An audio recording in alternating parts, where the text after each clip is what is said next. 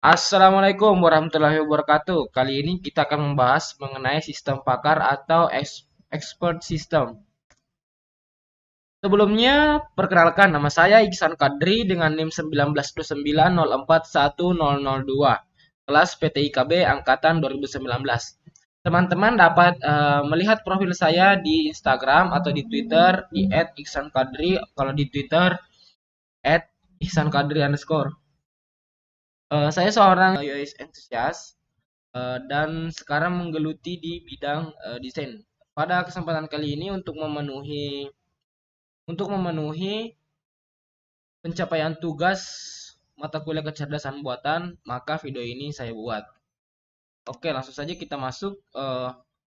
Sistem pakar berasal dari istilah knowledge base expert system dengan menggunakan human knowledge yang dimasukkan ke dalam komputer untuk memecahkan masalah yang umumnya memerlukan keahlian seorang pakar.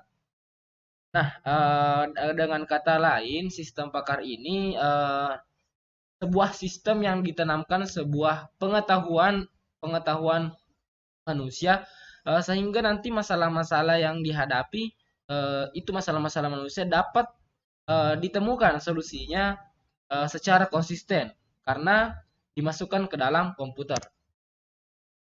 Eh, kita akan membahas mengenai expert sistemnya itu sendiri. Expert system ini merupakan sebuah program komputer yang dirancang untuk memodelkan kemampuan menyelesaikan masalah seperti layaknya seorang pakar. Seperti yang saya bilang tadi ya, di dalam sistemnya itu ditanamkan sebuah program yang memiliki human knowledge atau pengetahuan manusia. Nah, sistem yang berusaha mengadopsi pengetahuan manusia ke komputer agar komputer dapat menyelesaikan masalah seperti yang biasa dilakukan oleh para ahli atau pakar. Sehingga orang awam pun dapat menyelesaikan masalah yang cukup rumit yang sebenarnya hanya dapat diselesaikan oleh para ahli dan pakar. Tujuan dari sistem ini itu sendiri agar supaya orang-orang yang mungkin awalnya tidak bisa memecahkan sebuah masalah yang dulunya biasa diselesaikan oleh orang awam, dengan adanya sistem pakar atau expert system ini, orang awam atau orang-orang yang mungkin dulunya ini tidak tahu untuk menyelesaikan masalah. Dengan adanya sistem ini, mereka sudah tidak memerlukan para ahli atau para pakar karena sudah memiliki yang namanya expert system yang ditanamkan sebuah program atau human expert. Lanjutannya, pada dasarnya kepakaran ditransfer dari seorang pakar ke komputer. Jadi pada dasarnya sistem ini itu dibuat di sini melibatkan para pakar-pakar asli ya, yaitu manusia-manusianya itu sendiri. Pengetahuan yang ada disimpan ke dalam komputer atau pengetahuan dari seorang pakar ini dikonversi ke dalam komputer dan pengguna dapat berkonsultasi pada komputer itu untuk suatu nasihat atau untuk mendapatkan sebuah pencerahan atau solusi dari sebuah masalahnya. Lalu komputer itu dapat mengambil inferensi atau menyimpulkan atau menalar. Inferensi ini adalah menalar sebuah solusi yang akan diberikan seperti layaknya seorang pakar, kemudian menjelaskannya ke pengguna tersebut atau ke user itu bila perlu dengan alasan-alasan yang mendukung. Jadi sistem kepakaran ini sangat-sangat membantu bagi user yang awalnya mungkin sulit untuk mendapatkan pakar-pakar. Dengan adanya sistem kepakaran ini atau expert system ini, maka user langsung bisa berkonsultasi ke dalam sistem itu sendiri. Inilah kerennya mata kuliah kecerdasan buatan. Dalam kecerdasan buatan ini kita belajar berbagai macam hal, termasuk expert system ini. Yang kedua, expert system sebagai pengganti pakar. Alasan mengapa expert system mengganti pakar. Yang pertama, expert system dapat menyediakan kepakaran setiap waktu dan berbagai lokasi. Berbeda dengan pakar asli, yaitu pakar manusia. Pakar manusia itu harus tidur, ada istirahatnya. Berbeda dengan expert system, ini bisa diakses setiap waktu karena ini bukan human, ini adalah mesin yang ditanamkan sebuah program sehingga menyerupai sebuah pakar. Jadi ini tidak ada waktu istirahat, tidak seperti pakar asli harus ada istirahatnya, ada waktu-waktu tertentunya untuk berkonsultasi. Dengan adanya expert system ini, masalah tersebut dapat diatasi. Yang kedua, secara otomatis mengerjakan tugas-tugas rutin yang membutuhkan seorang pakar. Jadi, dengan adanya sistem pakar ini, sistem dapat mengerjakan tugas-tugasnya secara rutin. Eh, yang dulunya membutuhkan seorang pakar, sekarang sudah tidak perlu karena tugas-tugas pakar apa namanya keahlian pakar ini sudah ditanamkan ke dalam sistem itu. Jadi secara otomatis tugas-tugasnya akan dikerjakan secara rutin. Yang ketiga, seorang pakar akan pensiun atau pergi. Ah, seperti yang saya bilang tadi ya, seorang pakar itu atau manusia dalam bentuk pakar ini terjadi nanti akan pensiun atau mati atau meninggal. Nah, dengan adanya sistem ini abadi di dalam sistem. Sistemnya akan terus ada sampai sistem itu akan merusak dirinya sendiri atau dengan kata lain sistemnya rusak oleh perangkat kerasnya. Namun sistemnya itu bisa dipindahkan. Jadi tidak perlu takut. Berbeda dengan seorang pakar yang asli, mereka akan pensiun, mati, pergi, pikun. Nah, itu sistem pakar ini menjawab masalah-masalah tersebut. Seorang pakar tentunya memiliki nilai yang mahal.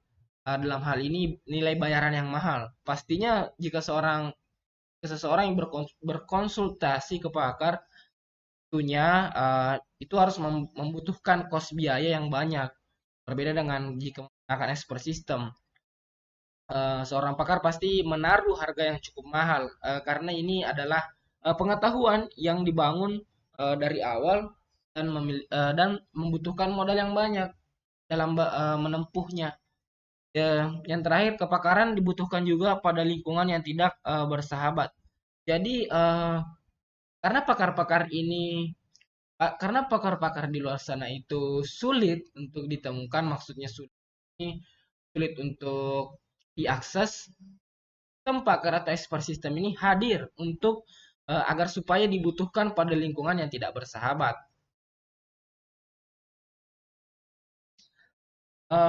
Berdasarkan slide sebelumnya, itu alasan mengapa sistem mengganti pakar. Di sini ada kelebihan dan di sini saya menarik sebuah kelebihan dan kekurangan dari sistem pakar itu sendiri.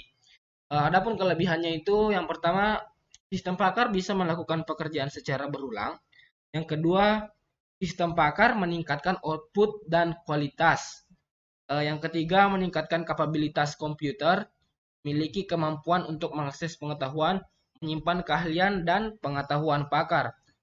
Tentunya kelebihan-kelebihan ini berbeda dengan pakar-pakar yang asli. Karena pakar-pakar yang asli itu outputnya cenderung relatif. Kadang outputnya bagus, berkualitas, kadang juga outputnya tidak sesuai dengan ekspektasi. Dan kemampuan untuk menyimpan atau keahlian pakar tersebut, inilah yang sangat penting dari sistem pakar ini karena ketersediaannya berbeda dengan pakar yang asli atau pakar yang dalam bentuk manusia. Mereka akan pikun suatu saat nanti atau meninggal suatu saat nanti. Maka dari itu kita memerlukan sebuah sistem pakar yang bisa diregenerasi secara terus-menerus. Kekurangannya biaya pembuatan dan pemeliharaannya yang mahal tentunya ya. Tentunya sistem untuk membuat sistem ini, biaya untuk membuat sistem ini tentunya tinggi karena sistemnya pasti kompleks. Ada kecerdasan buatan, di dalamnya ada server, di dalamnya ada banyak macam-macam, di dalamnya ada algoritma yang sulit untuk diterapkan. Yang kedua, sulit dikembangkan, betul-betul sulit untuk dikembangkan karena ini melibatkan banyak kajian ilmu dan keahlian. Jadi sulit untuk dikembangkan dan biaya pembuatannya juga mahal. Dan akurasinya belum tentu 100%. Karena ini berdasarkan sebuah pengetahuannya juga berdasarkan dari pengetahuan manusia. Jadi akurasinya belum tentu 100% untuk mengenai targetnya. Yang ketiga, konsep dasar dari sistem pakar. Konsep dasar sistem pakar mengandung yang pertama ahli. Tentunya ya ada ahlinya, ada orang yang memiliki keahlian yang nanti ditanamkan ke dalam sistemnya. Ahli ini adalah seorang individu yang memiliki kemampuan pemahaman superior dari suatu masalah. Misalnya seorang dokter, penasehat keuangan, psikolog, pakar mesin mobil, dan lain sebagainya. Yang kedua ada keahlian atau knowledge, suatu kelebihan penguasaan pengetahuan di bidang tertentu yang diperoleh dari pelatihan, baca, pengalaman.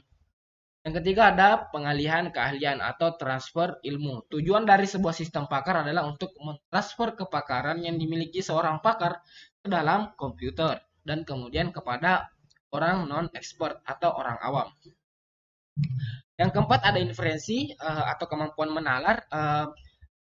Konsep dasar dari sistem pakar ini harus memiliki sebuah kemampuan menalar. Jika sudah dihadapkan sebuah masalah, dia akan menalar masalah tersebut untuk mendapatkan sebuah konklusi atau solusi.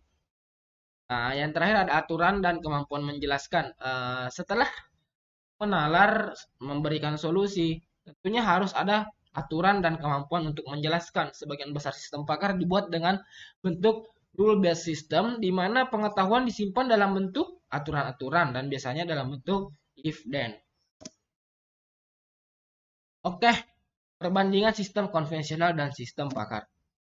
Di sini saya memasukkan perbandingan antara sistem konvensional dan sistem pakar. Sistem konvensional dan sistem pakar. Informasi dan pemrosesan umumnya digabung dalam satu program sekuensial. Berbeda dengan sistem pakar, knowledge base terpisah dari mekanisme pemrosesan inference. Inilah perbandingan antara sistem konvensional dan sistem pakar. Mungkin teman-teman bisa membacanya sendiri karena ini betul-betul sudah dibedakan, jadi teman-teman bisa langsung membacanya.